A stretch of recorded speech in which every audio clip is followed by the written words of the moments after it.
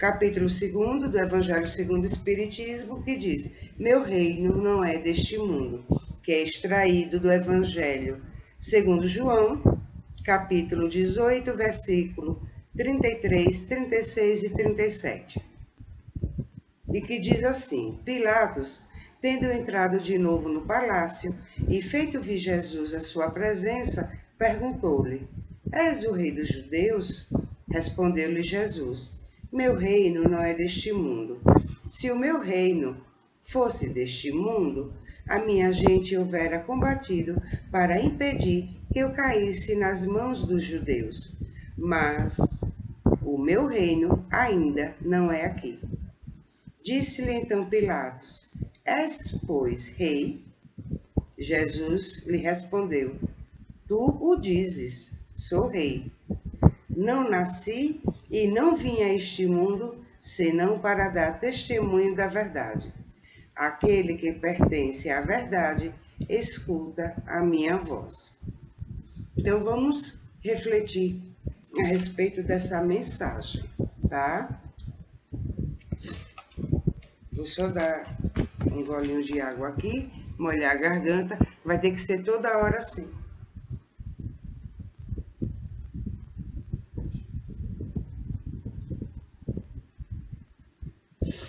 Para a gente compreender, né? Por que que Jesus disse, meu reino não é deste mundo?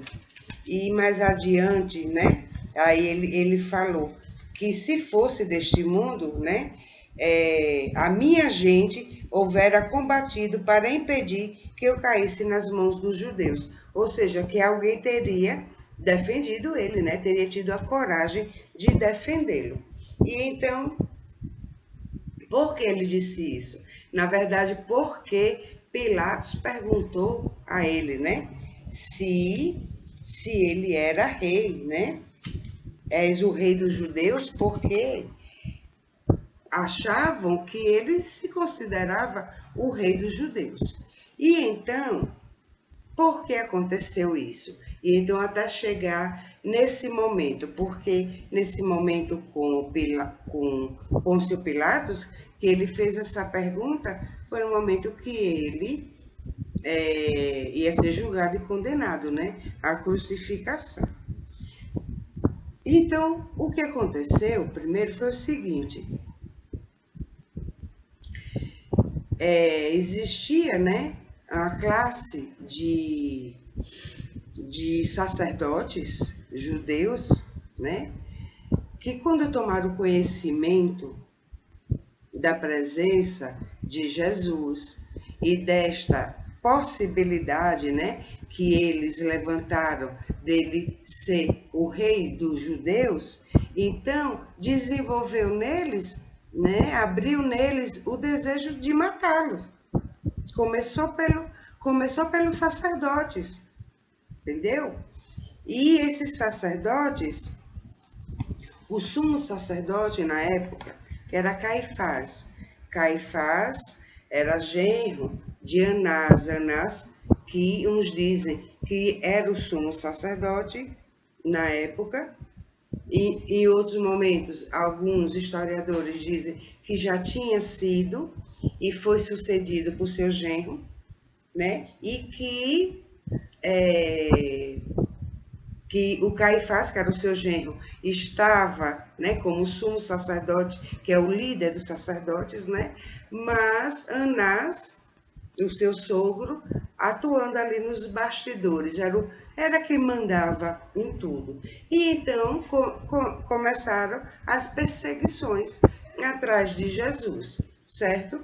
Por quê? Porque não aceitavam a sua presença, o que ele pregava, e tinham medo, era toda uma questão política, tá? Tinham medo de os seus tronos, né, serem tomados, tá bom? E aí foram os sacerdotes que pagaram aquelas 30 moedas de prata a Judas, para Judas entregar Jesus a ele. E aí essa parte da história você já conhece. E então, a presença de Jesus, né, mexeu com o brilho dos sacerdotes. E aí começaram as perseguições. E Judas foi pago para que entregasse Jesus, tá? Não há um consenso de para onde Jesus foi levado. Se para a casa de Caifás, porque em um dos evangelhos que foi para casa, outros dizem que já estava no Sinédrio. Sinédrio era uma assembleia, um conselho, onde se reuniam, né, para um julgamento. Só que essa reunião ela não era fixa, era quando ocorriam eventos assim esporádicos, que no caso do julgamento de Jesus. Só que em todo caso, no Sinédrio ou na casa de Caifás, né? Ele foi muito agredido verbalmente, cuspiram na cara dele, entendeu? Acusaram ele de blasfemador, de várias coisas. E aí sempre com essa pergunta, né? Por que dizes que és o filho do Altíssimo? Isso porque os sumos sacerdotes se consideravam a representação de Deus na terra, tá bom? E era através deles que o povo poderia chegar até Deus, tá? Que não é muito diferente das religiões. Continua, entendeu? Continua. Então, eles consideravam Jesus assim um blasfemador por conta disso, né? Porque dizia assim, como que tu dizes que é filho do Altíssimo? Né? Que blasfêmia é essa? Tipo, um filho direto dele, porque não entenderam a mensagem de Jesus, certo? Aí ele foi levado a Pôncio Pilatos. Isso porque, apesar que a vontade do sumo sacerdote, nesse caso Caifás, né, e Anás, era de matar Jesus, eles não podiam matar, mas o Estado sim. E então, por isso que entregaram ele a Pôncio Pilatos. Toda uma questão política. Por aí você vê, religiosa e política, entendeu? Nisso, quando chega a Pôncio Pilatos fez essa pergunta, que é o que nós lemos há pouco, né? És tu, rei dos judeus? Né? E aí tu que dizes, né? Ele, meu reino não é deste mundo. Pois bem, nisso foi quando aquela historinha que a gente já conhece, que Pilatos falou, né? Não vejo mal nenhum nesse homem para que ele seja crucificado. Gente, e é importante uma coisa saber, que naquela época, certo? Os condenados à morte eram crucificados. Não foi só Jesus que foram crucificados. Inclusive, na perseguição aos cristãos, depois da crucificação de Jesus, foram levantadas mais de 60 mil cruzes. Foram muitos cristãos perseguidos, jogados aos leões nos circos de Roma, certo? Que devoravam, e ali todos os mandantes, né? Todas as autoridades estavam ali dando risadas, vendo a atrocidade, leões ferozes comendo as pessoas, os cristãos ali, entendeu? Então houve muita barbaridade mesmo em perseguição a quem seguia Jesus, tá? E então Pôncio Pilatos, né, falou que não vejo mal nenhum nesse homem para que ele seja crucificado. E aí foi o que aconteceu. Ele ainda tentou que Jesus não fosse crucificado, sabia? Ele ainda tentou. Quando ele levou a questão a público e perguntou, e a gente vai ver por que ele fez isso, né? Ele tinha a esperança, segundo alguns historiadores, né, de que Jesus não fosse crucificado. Eles estavam na época da Páscoa, tá? E aí, nessa época da Páscoa, é tanto que antes desse momento tinha acontecido a Santa Ceia de Jesus com os apóstolos, entendeu? Que era na comemoração da Páscoa judaica. Nisso, como eles estavam na época da Páscoa, nessa época, Pilatos, né, soltava um preso. E então, quando levou a questão a público, perguntou, né, quem vocês querem que eu solte? E alguns historiadores dizem que Pilatos fez isso, certo? Na esperança de que escolhessem Jesus. Só que não escolheram Jesus, pedindo que Barrabás que fosse solto. Aí agora vamos ver por quê. Veja o que é que aconteceu. De um lado, os sacerdotes torcendo para Jesus ser crucificado, porque consideravam ele uma ameaça, tá? Do outro lado, um grupo político judaico chamado Zelotes. Os Zelotes, né, eram um partido político, tá? Que também consideravam Jesus uma ameaça, eles temiam, eles eram contra o governo de Roma. Um barulho aqui, fiz aqui agora. Eles eram contra os romanos, contra o governo de Roma, mas eles temiam, né, que com as preleções de Jesus, com a mensagem de Jesus, com a transformação que estava acontecendo ali, Roma se voltasse contra Israel e acontecesse uma revolução, tá? Porque esses zelotes eram um partido político judaico, tá ali, de Israel, certo? E Roma era outra coisa. Era o lado oposto, né? Nisso, quando Pilatos levou essa pergunta a público, o que é que a gente cresceu ouvindo? O que é que a gente aprendeu? E a multidão gritava, Barrabás, solta Barrabás. E Pilatos soltou Barrabás. Só que, gente, não tem multidão nenhuma. A questão foi toda política e religiosa. Não tinha multidão. Havia apenas dois grupos ali, os dos sacerdotes e os dos zelotes. Já era noite.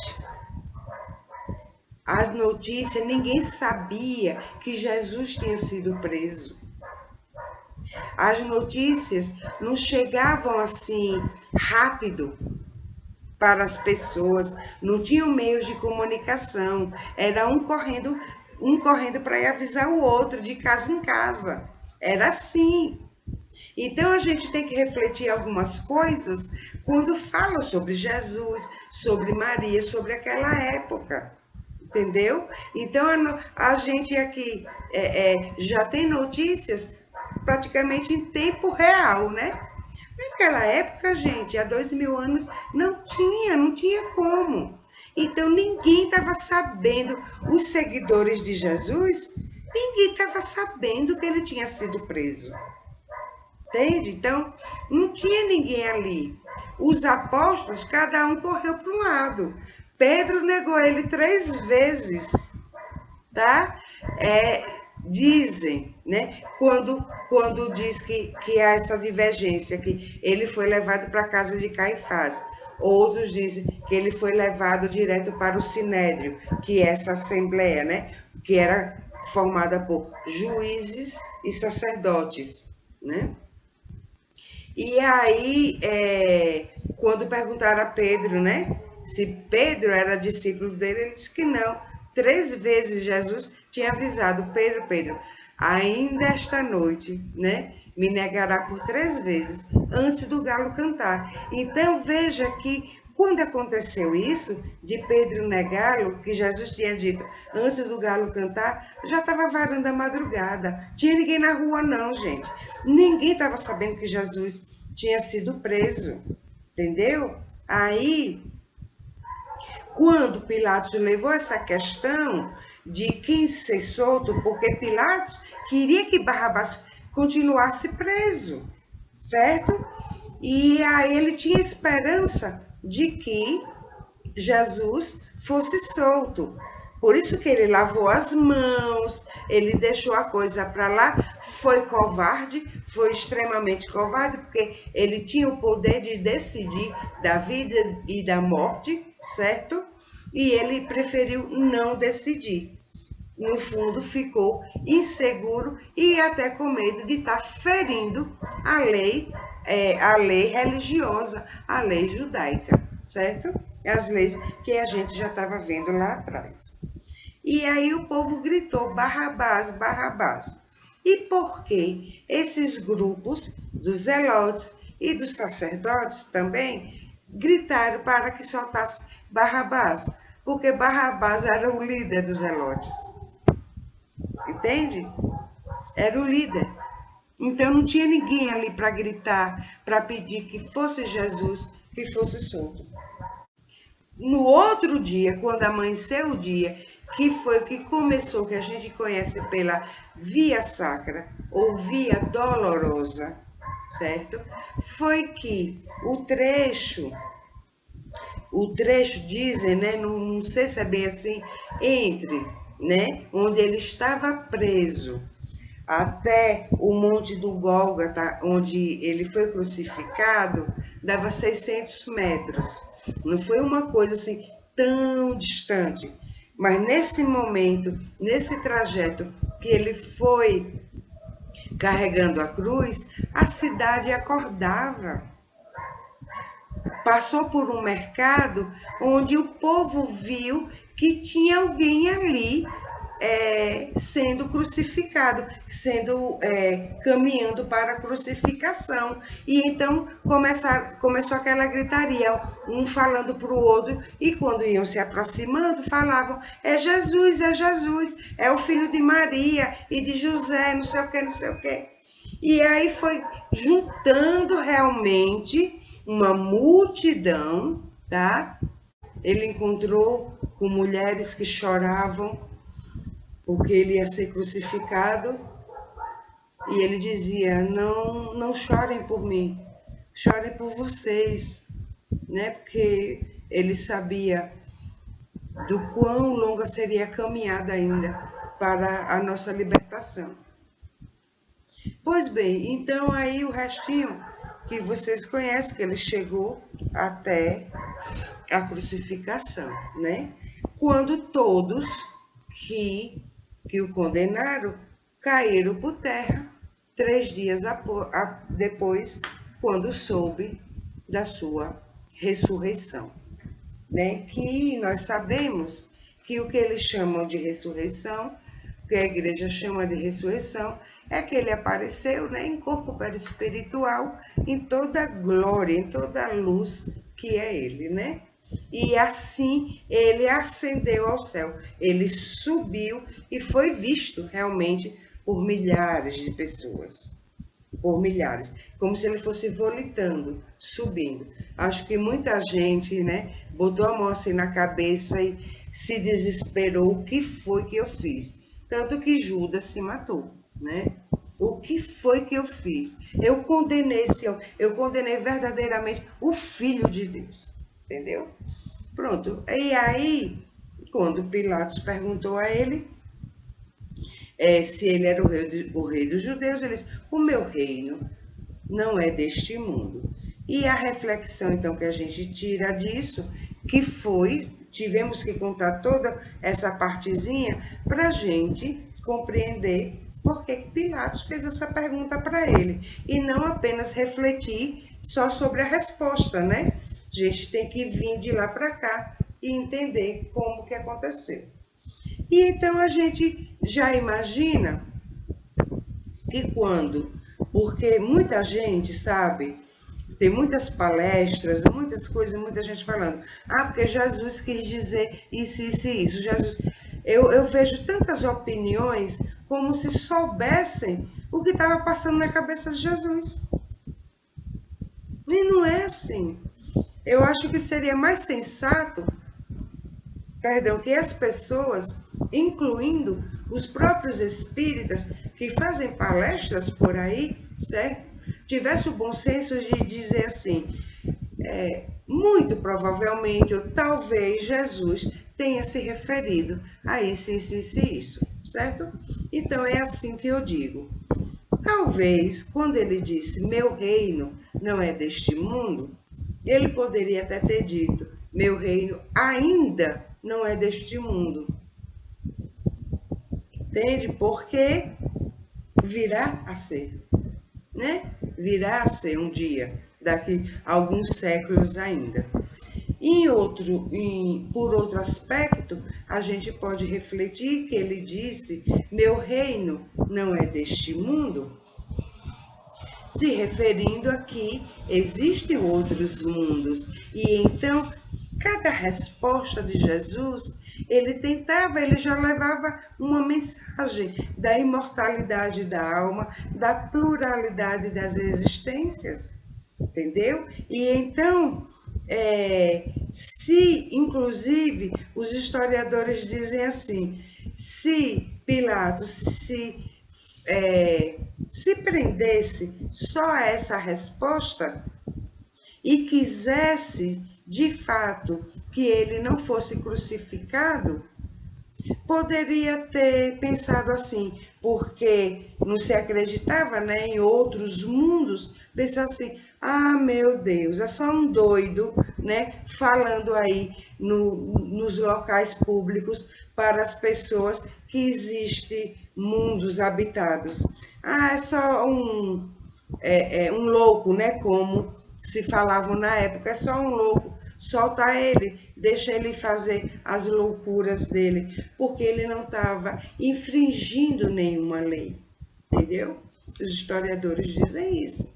Então, porque essa resposta de Jesus foi para levar já essa mensagem. Agora, o curioso, sabe o que é? O que eu penso e que os amiguinhos vieram e cochicharam aqui no ouvido?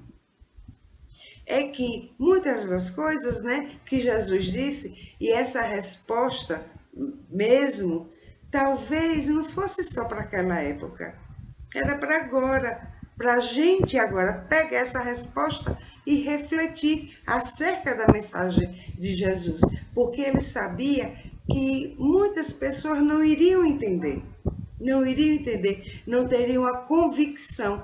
Pedro mesmo, se já tivesse a convicção, não teria negado Jesus. Teria tido a coragem de assumir, mesmo correndo risco, né, de também ser morto. Tanto é que essa convicção, né, depois da morte de Jesus, e ele foi, né, pregar, levar a boa nova, o evangelho, anunciar o evangelho de Jesus, quando ele também foi morto algum tempo depois. E ele chegou ao ponto de dizer, eu não sou digno de morrer como o meu mestre. Me crucifiquem de cabeça para baixo. Olha aí. Tamanha convicção que ele passou a ter de quem era Jesus. Então, Pedro foi crucificado, os pés para cima, aquela cruz, né? Só que de cabeça para baixo. Que ele disse que não era digno de morrer como o mestre dele, igual o mestre dele. Entendeu? E então, Jesus sabia que não se havia a convicção naquela época. E a mensagem ele deixava, porque essa mensagem iria sendo compreendida conforme o desenvolvimento de cada um, que foi o que a gente viu da mensagem de Ramatiz na segunda-feira passada. Entendeu? Que Ramatiz diz que nós vamos compreendendo a mensagem do Evangelho a partir do nosso desenvolvimento, né, da nossa intuição. Quando a gente vai sentindo na gente, no nosso coração, o que aquilo possa significar dentro do processo de cada um. Entenderam, meus queridos? E aí, como talvez falte um pensamento a respeito disso, muitas palestras se atêm, muitas reflexões se atêm apenas ao aspecto de que quando Jesus disse, meu reino não é desse mundo, né? A traçar uma diferença entre o que seria um mundo do reino, ou um mundo, né? De seres como Jesus, tá? E o mundo aqui.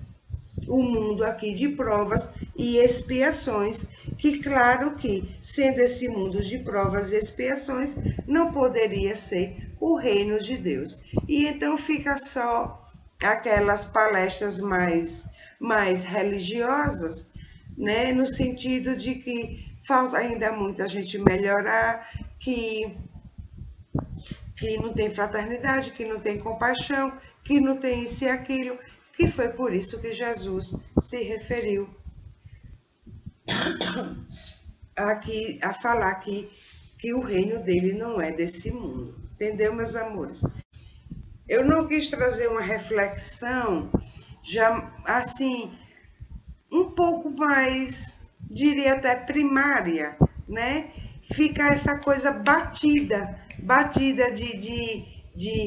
Jesus falou que o reino dele não é deste mundo, porque este mundo está entregue ao diabo, porque esse mundo é isso, porque esse mundo é aquilo. Tá, ele disse isso, muito provavelmente disse isso em relação a isso também, certo?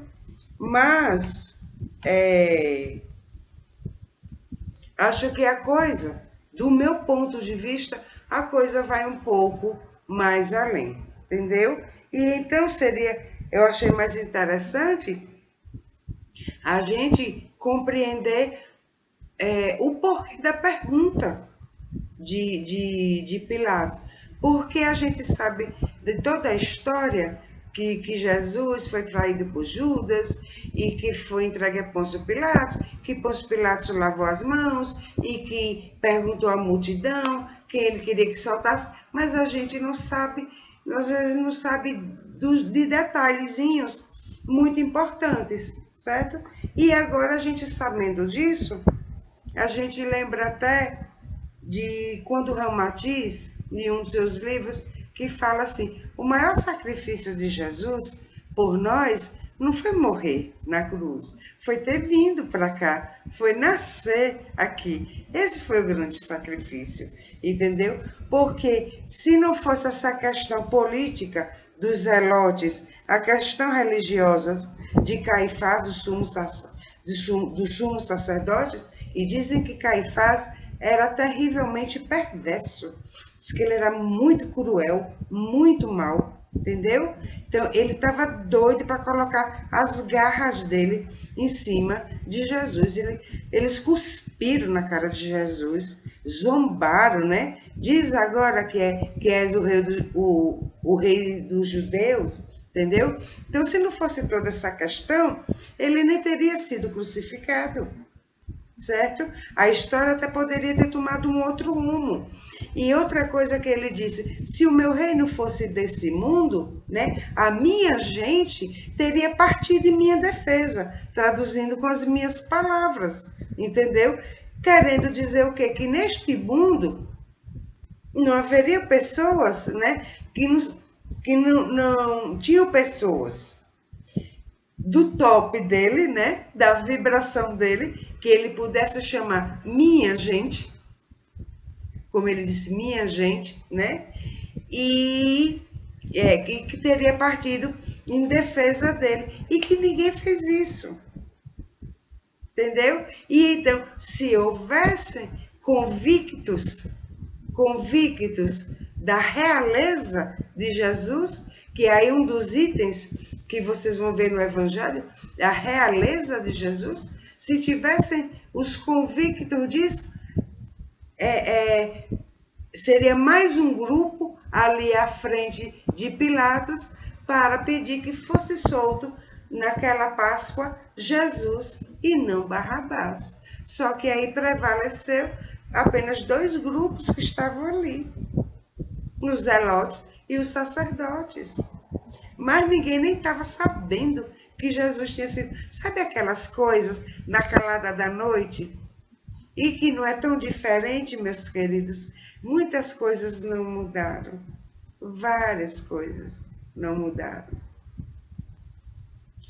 Quantas decisões você vai dormir quando acorda, está lá na notícia de uma nova lei assinada, de decisões que foram tomadas.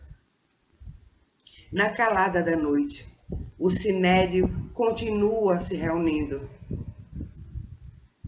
Religião e Estado continuam se reunindo, sim, e tomando decisões. Isso não estou falando de Brasil, não, tá? Estou falando de mundo, tá? Falando de mundo. Então, continua tudo do mesmo jeito, com verniz, mas continua tudo do mesmo jeito.